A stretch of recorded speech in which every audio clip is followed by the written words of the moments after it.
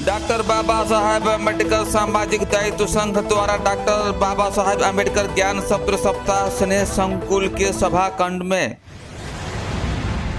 जिस कौम को उसका अपना इतिहास नहीं पता वह भला सुंदर भविष्य की कामना कैसे कर सकते। नमस्कार, मैं राम लखन सहानी सूरत भूमि में आप सभी दर्शक मित्रों का तहे दिल से हार्दिक स्वागत करता हूं। डॉक्टर बाबा साहेब अम्बेडकर सामाजिक दायित्व संघ और स्नेह संकुल प्रतिष्ठान ट्रस्ट सूरत के संयुक्त उपक्रम द्वारा डॉक्टर बाबा साहेब अम्बेडकर ज्ञान सत्र सप्ताह बनाने के अनुसंधान में स्नेह संकुल संस्था के सभाखंड में एक चिंतन शिविर का आयोजन किया गया था। इस शिविर में श्रीमान सुबचन राम IRS पूर्व चीफ इनकम टैक्स कमिश्नर और फूले आम्बेडकरवादी मिशन के चिंतक प्रबोधक समग्र देश विदेशों में अभ्यासपूर्ण व्यक्तित्व देने वाले मुंबई श्रीमान मार्टिन मेकवान, प्रसिद्ध चिंतक लेखक श्रीमती रत्नाबेन बोरा, गुजरात हाई कोर्ट एडवोकेट और प्रखर महिला आगेवान अहमदाबाद से आए हुए वक्ताओं ने विषय के अनुरूप संबोधन प्रस्तुत किया था, जिसमें उपस्थित सभी लोग मंत्रमुग्ध हो गए। शुरुआत में श्रीमान नाथूभाई सोसा, प्रमुख डॉक्टर बाबा साहेब अम्बेडकर सामाजिक दायित्व संघ सूरत की तरफ से स्वागत प्रवचन और कार्यक्रम का उद्देश्य समझाया था। तो चलिए हम आपको लेकर चलते हैं सूरत शहर के संकुल बाड़ी में, जहां पर आपको दिखाने का प्रयास कर रहे हैं कि किस प्रकार से कार्यक्रम वहां पर किया गया। तो उसकी एक झलक आपके सामने प्रस्तुत कर रहा हूं। डॉक्टर बाबा साहेब आंबेडकर सामाजिक दायित्व समितिना कन्वीनर અને મારા સ્નેહી પૂર્વ કલેક્ટર RJ પટેલ સાહેબ, આજે સંસ્થાની અંદર આપણે સૌ માણી રહ્યા છે એના પ્રમુખ અને સમાજનું હિત જેના હૈયે છે એવા ભાઈ શ્રી ગણપતભાઈ અહીંયા ઉપસ્થિત સમાજના બુદ્ધિધર અને ડોક્ટર બાબા સાહેબ આંબેડકરના વિચારોને ઘર ઘર સુધી લઈ જવા આપ સૌ બહેનો સમાજ માટે હંમેશા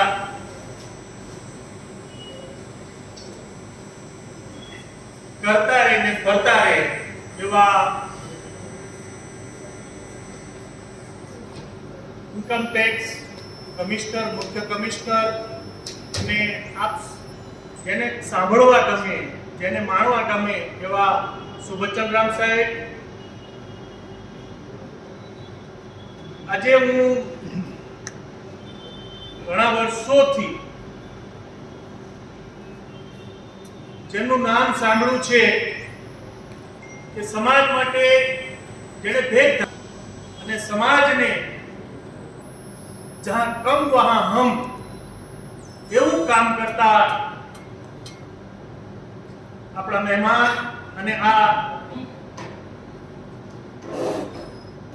સભાના ઉદ્ઘાટક માન્ય શ્રી માર્ટિન મેકવાન સાહેબ, આપણી વચ્ચે હાઈકોર્ટના શ્રી માધુભાઈ, કોળી સમાજ અને કોળી સમાજને હંમેશા કંઈક ને કંઈક ભાઈ બહેનો, તો આજનો જે મારો વિષય છે ખાસ કરીને મહિલાઓ પર બોલવાનું કે અંધશ્રદ્ધા છે એમાંથી એ લોકો કેવી રીતે બહાર આવે એ વિષય પર બોલવાનું છે।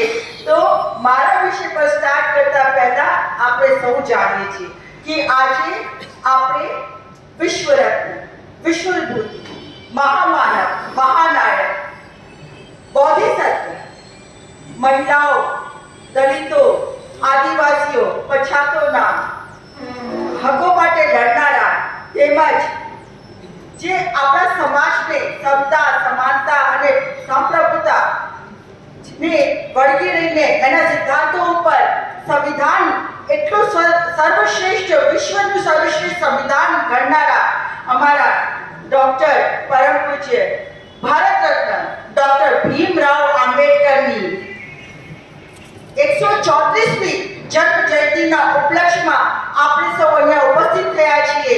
તો એમને મારા તરફથી કોટી કોટી વંદન। હનુમાન મૃત્યુ પર આવું છું। આ જે હનુમાનનું ચરિત્ર છે એ કહેવાય છે કે રામનું જે એક ભક્ત છે તો હનુમાનનું મોઢું લાલ કેમ થઈ ગયું તો એને સૂર્યને ગળી ગયો એટલા માટે હનુમાનનું મોઢું લાલ થઈ ગયું એવી વાર્તાઓ છે એવી કથાઓ છે તો હું કહેવા માંગુ છું ભાઈ 54 ડિગ્રીએ તો આપણું શરીર બળબડી જાય છે તો પછી આ 18,000 લાખ જે 33 ડિગ્રી ઉપર ધકતું આ એક સૂર્ય હનુમાન કેવી રીતે ગળી શકે છે માની લો માનવું પડશે કારણ કે હિન્દુ ધર્મની પૌરાણિક કથાઓમાં કીધેલું છે પ્રશ્ન ના કરતા પ્રશ્ન કરશો તો તમારી પર કેસો થઈ જશે એટલે માની લો હવે રામ ઉપર આવું છું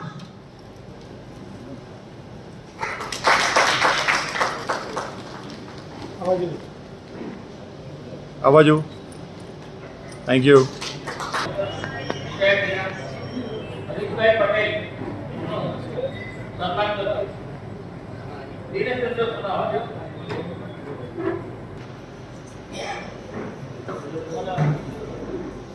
સુરેશભાઈ આવાજો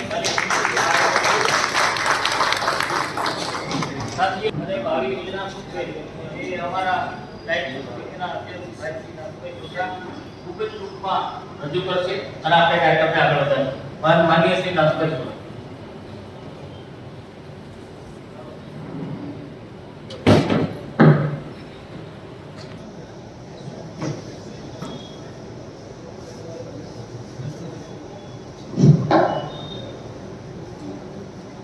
નમો બધાય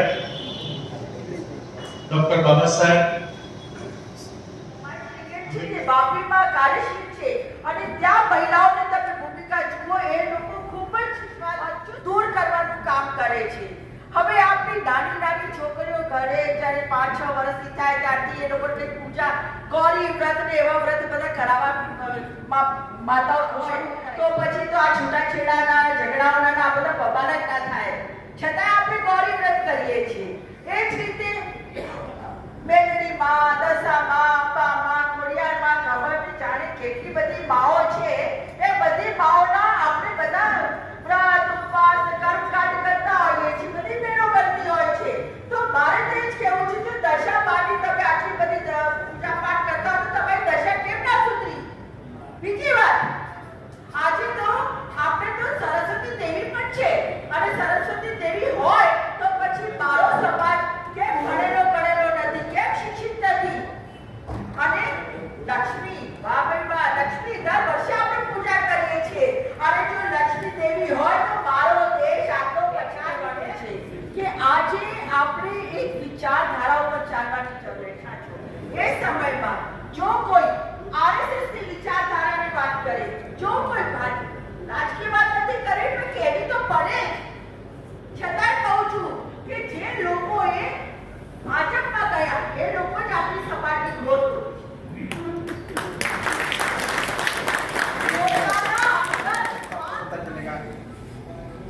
सयाजी गायकवाड़ ने बाबा साहब को बुलाया डिनर पे और जब डिनर पे बुलाया तो बाबा साहब ने बोला कि अपने चॉइस के फ्रेंड्स को बुला लेना और मैं अपने चॉइस के फ्रेंड्स को बुलाऊंगा तो प्रिंसिपली स्टेट जितने भी राजे राजवाड़े थे महाराजा गज सिंह शर्मिष्ठा बाई होलकर वहाँ के जो है महाराजा जयपुर महाराजा ये सुल्तान भोपाल ये तमाम जो लोग थे सिरोही के महाराज कोटा के किंग सौराष्ट्र के जो है लोग हैं यहाँ से माहौल का जूनागढ़ हैदराबाद निजाम ये सबको बुलाया 20-25 लोगों को और सबको ये नहीं बताया सिर्फ नेवर देखिए dinner party hosted by Gaikwad family जब ये लोग जाते हैं सारे प्रिंसली स्टेट के लोग राजा रजवाड़े जब वहां जाते हैं और वेट करते हैं जो बाबा साहब के पास जो गाड़ी भर्ती तो था डॉक्टर कार वहां के जो है था उससे जो आए बहुत पहले नारद के रसूल ने हम लोगों को बताया वो कहते थे आप पहली बार मैं देख रहा हूँ कि किंग ऑफ स्टेट किसी के ऑनर में डिनर होस्ट कर रहा है उस आदमी का नाम भी नहीं बताया और इतना भी टेंशन में कि यहाँ फूल वहाँ आना चाहिए, ऐसे सजाओ, ऐसे आएंगे, यहाँ बैठेंगे। ऐसा कौन सा वीवीआईपी है?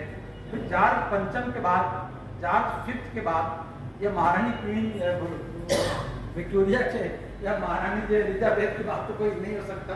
किंग जॉर्ज हैं या तो प्राइम मिनिस्टर होंगे। ये तो इसको तो बुलाया नहीं है क्योंकि उनकी सिक्योरिटी नहीं आई है। इसको बुलाया है इतना जो है सम्मान के साथ, इतना प्यार के साथ इसको बुलाया है। तो बाबा साहब ये सयाजी अखबार साहब रानी साहिबा से बोलते हैं कि वे कब आए हैं। सारे प्रिंसिपल स्टेट में राजा महाराज वो सोच रहे हैं कि आदमी क्या सरप्राइज करना चाहता है, बर्थडे होगा, एनिवर्सरी होगी या कोई बात होगी। बाबा साहब सिंपल सा जब कोई चलिए स्टेट लोगों बैठ देखिए सारे राजे रजवाड़े को खड़े इसको कहते हैं शिक्षा, इसको कहते हैं एजुकेशन। ताकत होती है कि अपनी विरासत, बहुत सारे लोग कहते हैं किसी की जबान में ताकत नहीं, इसकी बौद्धिकता में ताकत नहीं, इंटेलिजेंसिया में वो शब्द नहीं थे, उस शब्द की पराकाष्ठा नहीं थी, ऊंचाई नहीं थी जो बाबा साहब के विचारों में था, इस सोच में था, उनकी गर्जना में था, जिसको हम अक्सर कहा करते हैं कि राउंड टेबल कॉन्फ्रेंस में भीम गर्जना हुई थी। उस भीम गर्जना का जय घोष का जयंती हम लोग यहाँ मना रहे हैं। अच्छे इस हाल में उस जय घोष की गर्जना, उसका मजा हम लोग ले रहे हैं। बाबा साहब नहीं किए, जिनके बच्चे जो है कफन के बिना भी जो दफनाए गए, जलाए गए थे, उनको जो उनकी माँ ने जो है अपना जो आंचल फाड़ के दिया। सोशल वर्क को स्टडी करके फ्रांस की यूनिवर्सिटी लोगोस यूनिवर्सिटी इंटरनेशनल में जो पीएचडी अवार्ड किया है अभी 2 महीना पहले। दूसरी बात बता दूं आपको, भारत सरकार ने नीति आयोग ने राष्ट्र गौरव का भी पुरस्कार मुझे डिक्लेयर किया और मैं लेने नहीं गया था पुरस्कार। मैंने कहा कि आप लोग के हाथों से मैं नहीं ले सकता। उन्होंने पूछा क्यों? हमने कहा मैं अम्बेडकरवादी हूँ। मैं पूछा तो हम लोग भी अम्बेडकरवादी हैं। हमने कहा कि आप अम्बेडकर के नाम का मिसयूज करते हो, अम्बेडकर के हर सिद्धांत को जो है विपरीत काम कर रहे हो, इससे मैं नहीं लूँगा। तो वहाँ के सरकार, वहाँ के लोगों से मेरे पास भिजवाई मिनिस्ट्री से मेरे पास वो है। खैर कोई बात नहीं। दूसरी बात बता दें, अभी मुझे जो है हाउस ऑफ कॉमन्स में जहाँ बाबा साहब ने 20 नवंबर 1930 की स्पीच दी, मुझे 12 नवंबर को राउंड टेबल कॉन्फ्रेंस की शुरुआत हुई थी ब्रिटिश पार्लियामेंट में।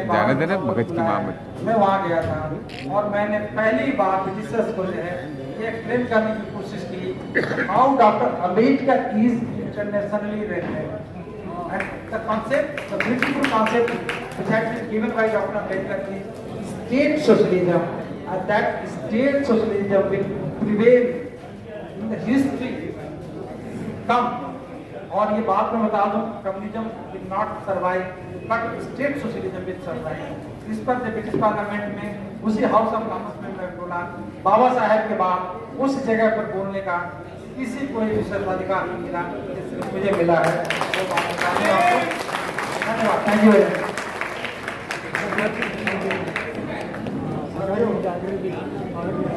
सुबचन साहब ने जितनी उसके आगे भी साहब ने यूनो में भी स्पीच दिया था और यूनो कौन है भाई साहब का सम्मान हुआ था 2006 में इनके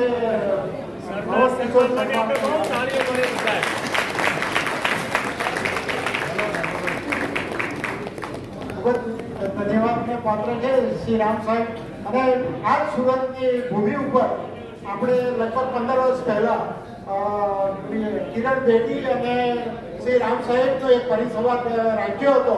એનો સબ્જેક્ટ હતો વિસ્તરની ડોર કભી નહીં હોતી કમજોર અને એની અંદર સાહેબે જે સ્પીચ આપી ત્યાર પછી કબીર બેટીને જ્યારે બોલવાનું થયું ત્યારે એમણે કહ્યું હતું કે રામ સાહેબે મારા માટે બોલવાનું કંઈ બાકી નથી રાખ્યું।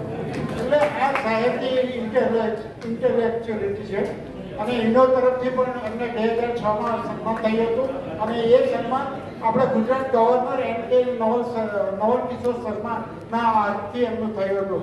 એટલે ખરેખર શ્રી રામ સાહેબે જે મોટી મોટી વાત કરી તો એમના માટે પણ આપણે આ એક મોટી વાત છે, એમનો જોરદાર તાળીઓથી સન્માન કરીશું। જે આપણી મેઘવાન સાહેબે પણ જે વાત કરી છે અને એમણે જે રોહિતની વાડી તે વણકરની વાડી પણ બાબા સાહેબની વિચારધારા હોય ત્યાં જઈએ એટલે ખરેખર એમના વિચારો પણ આજે આપણે અમલમાં કરીએ છીએ. રત્નાબેને જે વાત કરી કે અંધશ્રદ્ધાની ખરેખર મહિલા સંમેલન રાખીને હવે આપણે રત્નાબેનને પણ બોલાવીશું અને એ રીતના આ જે આ કાર્યક્રમ થયો છે એનો ખરેખર જે સહી જો આપણે ચૂકે છે તો શ્રી આજે પટેલ સાહેબ અને શ્રી નાઠુભાઈ એમણે ખરેખર એક 4 વર્ષની મહેનત છે અને આજે આપણે આપણી વચ્ચે આ એક દ્રશ્ય ઊભું કર્યું છે. તો આપ સभी બધા આપણા સાથીઓનો ખૂબ ખૂબ આભાર. સ્ત્રી સંકુલના ટ્રસ્ટી વતીને સૌનો આભાર. જે ગણેશભાઈ છે, મનોહરભાઈ, અરવિંદભાઈ સાહેબ જે લોકો બધાએ અહીંયા જે સહકાર આપ્યો છે અને આજે બાબા સાહેબની વિચારધારાનો જે આપણે અહીં રસપાન કર્યું છે એ બદલ સૌનો આભાર, ધન્યવાદ. મિત્રો જમવાનું છે, બધા મિત્રો જાય અને કાર્યક્રમના અંતમાં રાષ્ટ્રગીત ગાઈને આપણે चालू रखो, बंद मत करना, चालू रखो. રાષ્ટ્રગીત આપણે સ્વરૂપ કરીએ છીએ. અધિનાયક જય હે ભારત ભાગ્ય વિધાતા, પંજાબ સિંધ ગુજરાત મરાઠા દ્રાવિડ ઉચ્ચલ ગંગા, વિંધ્ય હિમાચલ યમુના ગંગા ઉચ્ચલ જલધિ તરંગા, તવ શુભ નામે જાગે, તવ શુભ આશીષ માંગે, ગાએ તવ જય ગાથા, જન ગણ મંગલદાયક જય હે ભારત ભાગ્ય વિધાતા, જય હે જય હે જય હે જય જય જય હે. આઝાદ હિંદ. ડોક્ટર બાબા સાહેબ આંબેડકર. ડોક્ટર બાબા સાહેબ આંબેડકર. હવે બીજા માળે જમવાનું છે દરેક સાથે સુરત બોમે. હા, સુરત બોમે. સુરત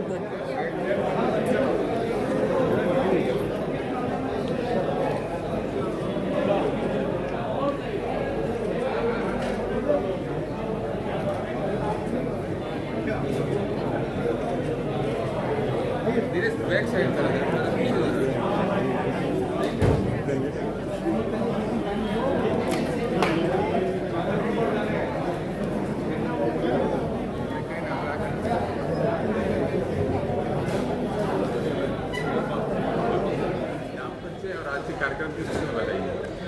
मेरा नाम मार्टिन मैकवान है और मैं नवसर्जन नामक संस्था के साथ जुड़ा हुआ हूँ, जो गुजरात में पिछले 35 साल से दलित उत्पीड़न और मानवाधिकार पर काम कर रहा है.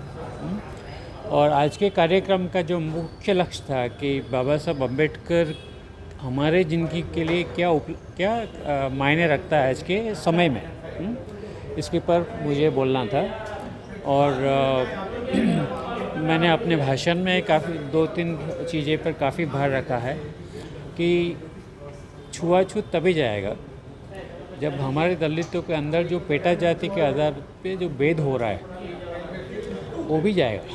क्योंकि हमारे ज़िंदगी में जब तक इक्वालिटी का सेंट्रल वैल्यू नहीं बनेगा हम छुआछूत के खिलाफ़ लड़ नहीं पाएंगे. और इसके साथ ये भी चीज़ हमें समझना है कि हम महिलाओं के अधिकार के प्रति काफ़ी असंवेदनशील है. इंडिया में जो भी गालियाँ हैं महिला की इज्जत गिराने के लिए है. तो संविधान में लिखा है कि ऐसी तमाम भाषा रिवाज रीति का त्याग करें जो महिला की इज्जत को गिराते हैं. और साथ में महिलाओं का समान अधिकार संपत्ति के बाबत में ये सब दलित मूवमेंट के साथ जुड़े हुए हिस्से हैं, उसको आप अलग नहीं कर सकते हो.